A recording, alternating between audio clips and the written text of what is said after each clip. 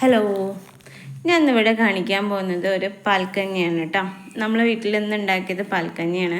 അപ്പോൾ അത് നിങ്ങളും കൂടി ഒന്ന് കാണിച്ചു തരാമെന്ന് വിചാരിച്ചു. അപ്പോൾ ഞാൻ അതിനാവശ്യമായിട്ട് നവരരി എടുത്തിട്ടുണ്ട്, കുറച്ച് ചെറുപയർ കുതിർത്തത്, കുറച്ച് മുതിര കുതിർത്തത്, ഒരു സ്പൂണ് ഉലുവ അതുകൂടി ഇട്ടിട്ട് പിഞ്ച് ചീരകം. അപ്പോൾ നമുക്ക് ഇഷ്ടമുള്ള ധാന്യങ്ങളൊക്കെ വെച്ചിട്ട് നമുക്ക് കഞ്ഞി റെഡിയാക്കാം കേട്ടോ.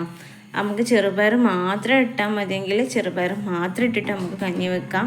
ഇല്ല എന്നുണ്ടെങ്കിൽ വേറെ ധാന്യങ്ങളൊക്കെ ഉൾപ്പെടുത്തണമെങ്കിൽ അങ്ങനെ വയ്ക്കാം. ഇവിടെ മരുന്ന് കഞ്ഞി ആർക്കും ഇഷ്ടമല്ല കേട്ടോ, ഞാൻ മാത്രമേ കഴിക്കുള്ളൂ.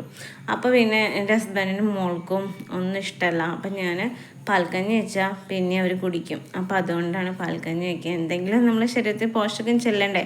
അപ്പോൾ അതിന് വിചാരിച്ചിട്ടാണ് ഞാൻ ഇങ്ങനെ ഒരു കഞ്ഞി റെഡിയാക്കാമെന്ന് വിചാരിച്ച്.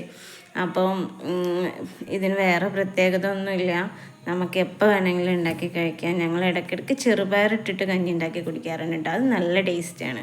അപ്പോൾ അങ്ങനെ മാത്രം മതിയെങ്കിൽ അങ്ങനെ ചെയ്യാം.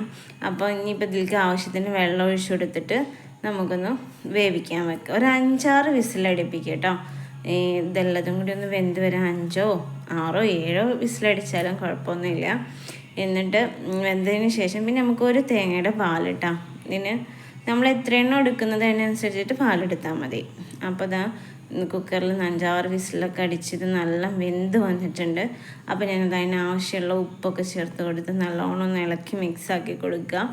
പിന്നെ എന്നിട്ട് അതിൻ്റെ ശേഷമാണ് കേട്ടോ പാല് ചേർക്കുക.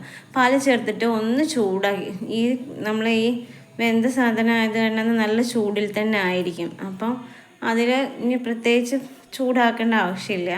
എന്നാലും ഒന്ന് ജസ്റ്റ് ഒന്ന് ചൂടാക്കി എടുത്താൽ മാത്രം മതി പാലൊഴിച്ചതിന് ശേഷം. ഇതിലേക്ക് ഒരു ചമ്മന്തിയൊക്കെ ഒരു തേങ്ങാ ചമ്മന്തിയും കൂടി ഞാൻ ഉണ്ടാക്കിയിട്ടുണ്ട്. തേങ്ങയും കാന്താരിയൊക്കെ ഇട്ടിട്ടൊരു ചമ്മന്തി റെഡിയാക്കിയിട്ടുണ്ട്. അപ്പം ട്രൈ ചെയ്യാത്തവരൊക്കെ ഒന്ന് ട്രൈ ചെയ്ത് നോക്കുക. നമ്മളെ വീഡിയോസ് ഇഷ്ടമുള്ളവർ ലൈക്ക് ചെയ്യുക, സബ്സ്ക്രൈബ് ചെയ്യുക. അപ്പോൾ ഒന്ന് സപ്പോർട്ട് ചെയ്യുക കേട്ടോ. അപ്പം ഇത്രയേ ഉള്ളൂ ഇന്നത്തെ വീഡിയോ. അപ്പോൾ വളരെ സിമ്പിളാണ് കഞ്ഞി ഉണ്ടാക്കാൻ. അപ്പോൾ നമ്മളെ കഞ്ഞിയൊക്കെ റെഡി ആയിട്ടുണ്ട്. അപ്പോൾ ഓക്കെ, ബൈ.